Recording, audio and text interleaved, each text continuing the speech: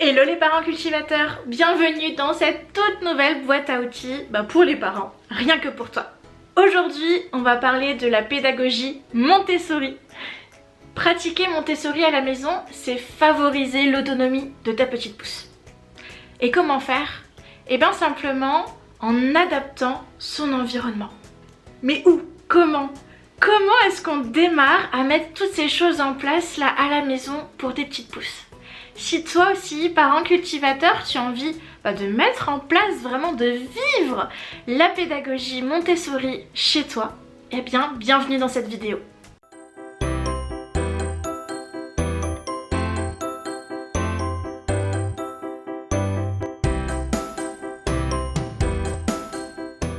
Aujourd'hui, justement, je te donne quelques idées, mais très simples, pour que tu puisses mettre en place petit à petit Montessori dans ton chez-toi. La pédagogie Montessori, c'est un état d'esprit qui pousse l'adulte à mettre le monde à la portée de l'autre, et notamment des enfants.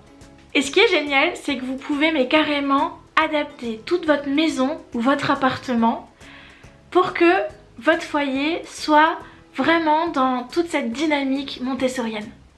L'idée dans tout ça, c'est que votre petite pousse puisse petit à petit devenir vraiment autonome et donc pouvoir tester par lui-même, pouvoir petit à petit avoir accès à des choses qui sont vraiment adaptées à son âge, à ses capacités aussi. La première petite astuce que je peux vous donner, c'est de faire en sorte que votre petite pousse puisse être autonome pour le coucher. Donc adapter complètement sa chambre pour que votre petite pousse puisse aller se coucher et se lever tout seul. Pour cela, va falloir qu'il puisse réussir à monter ou à descendre du lit, très simplement. Donc une idée mais très simple, c'est de prendre le matelas et de le mettre vraiment à hauteur du sol. Alors il existe des petits lits cabanes comme ça, comme moi j'ai pris pour ma petite pousse, où vraiment le matelas est ras du sol, mais voilà, vous pouvez vraiment faire comme vous voulez.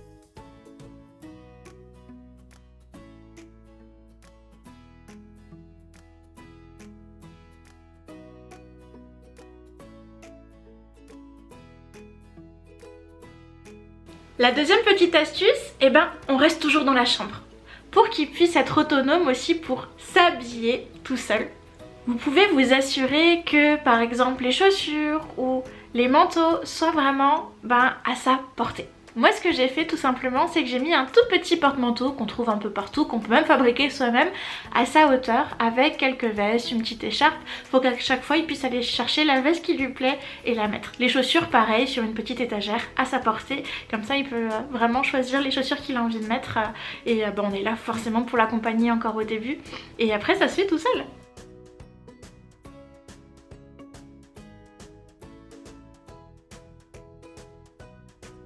Vous pouvez vraiment laisser votre petite pousse choisir ses vêtements. Alors oui, s'il pleut, votre petite pousse va pas se mettre en t-shirt, rien comme ça dehors, elle risque de tomber malade. L'idée, ça serait de préparer à l'avance quelques petites tenues, de les mettre sur l'étagère, qui choisissent l'une des tenues qu'il a envie de mettre, et après de faire une rotation et de tourner chaque jour comme ça, changer un peu les tenues. Comme ça, finalement, vous pouvez l'accompagner, mais c'est vraiment lui qui a l'initiative du choix.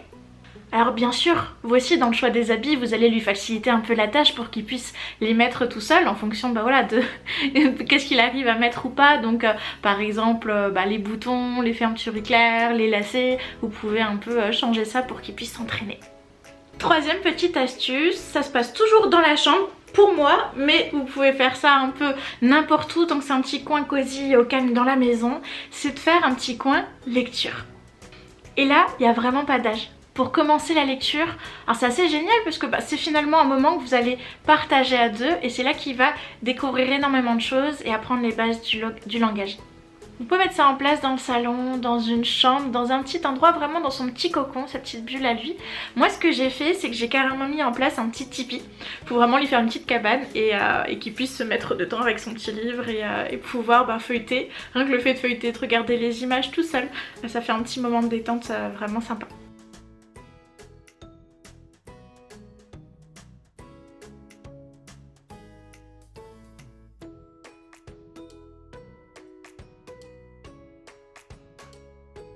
Ce que vous pouvez faire d'ailleurs, c'est d'essayer au maximum que les faces du livre soient visibles. ça va capter son attention et vous pouvez lui proposer de choisir entre 2 livres différents. Comme ça, il met en avant aussi sa propre volonté et quel est le choix qu'il a envie de faire à chaque fois dans les petites histoires du jour. Et pour lui apprendre à ranger, c'est un peu comme les jouets, et lui apprendre aussi qu'à chaque fois qu'on a fini de lire un livre, on le range de nouveau à sa place avant d'en sortir un nouveau. Ça va l'aider aussi à être autonome en tout cas et à ranger par lui-même et à mettre toujours les choses à sa place. Ça va beaucoup vous aider aussi dans votre vie de maman ou de papa. La 4e astuce que je vous propose aujourd'hui, c'est au niveau de la salle de bain, de pouvoir créer un petit coin hygiène pour votre petite pouce. Pour apprendre l'hygiène, en faisant quasi tout seul, on peut vraiment créer un petit espace lavabo avec toutes les petites choses en fait du quotidien que votre petite pouce pourrait faire toute seule.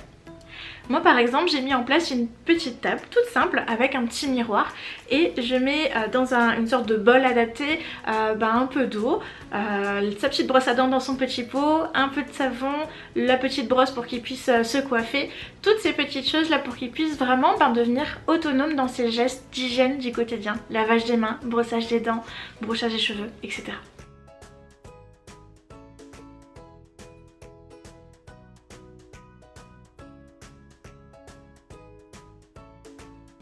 C'est un peu pareil pour les toilettes, j'ai fait en sorte que par exemple ça soit à la portée de ma petite pouce en lui mettant un petit tabouret et un petit rehausseur en fait pour qu'il puisse faire comme les grands. Vous pouvez faire pareil avec un pot s'il est plus petit, mais qu'il puisse être content et être à l'initiative aussi, puis devenir propre peut-être un peu plus vite aussi si vous voyez que c'est le moment et que votre petite pouce réclame de vouloir aller aux toilettes comme les grands. 5e astuce qui se passe dans la cuisine, je vous propose de cuisiner avec votre petite pouce.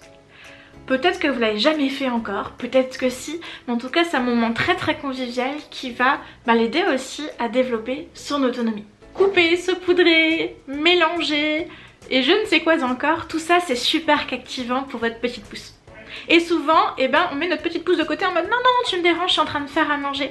Pourquoi pas l'intégrer dans cette activité? Dès 6 mois, notre petite pouce éveille ses sens.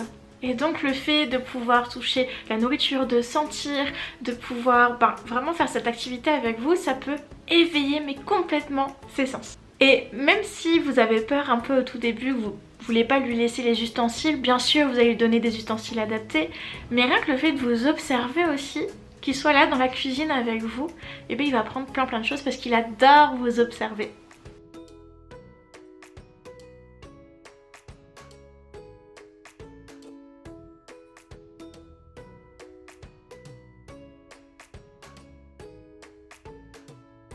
Sixième et dernière petite astuce, c'est de préparer un coin d'activité. Là aussi, ça peut être un peu n'importe où. Moi par exemple, je l'ai fait dans le salon. J'ai vraiment mis une table et des chaises à sa taille. Ce qui est important, c'est de lui proposer des jeux qui sont adaptés à ses besoins physiques et psychiques du moment. Donc vous pouvez vraiment observer vos petites pousses au quotidien pour essayer de voir qu'est-ce qui va pouvoir peut-être être l'occasion de découvrir ensemble, qu'est-ce qui va l'intéresser, qu'est-ce qui va répondre à ces besoins-là. Donc vous pouvez choisir quelques petits jouets comme ça adaptés et lui proposer sur une étagère à sa hauteur, sur son petit coin d'activité pour qu'il puisse choisir. Ces jouets-là, forcément vous allez les faire tourner un peu en fonction de son humeur, de son besoin du moment. Et vous pouvez carrément aussi proposer les jeux en boîte, en ouvrant la boîte pour vraiment donner envie, pareil, le stimuler un peu et qu'il a envie d'aller découvrir en fait, d'ouvrir encore plus cette boîte, de découvrir tout ce qu'il y a dedans.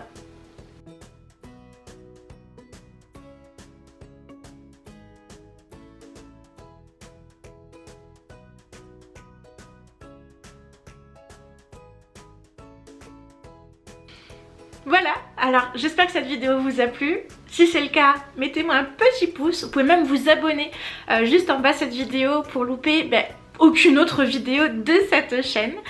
Et j'espère que finalement vous avez pu comprendre que la pédagogie Montessori c'est quelque chose qui pouvait se vivre vraiment au quotidien avec nos petites pousses sans pour autant dépenser des milliers et des cents. On peut complètement adapter notre maison selon la pédagogie Montessori et la vivre au quotidien en adaptant des petites choses en fait dans chacune des pièces de la maison pour que votre petite pouce puisse développer son autonomie et faire seule comme un grand.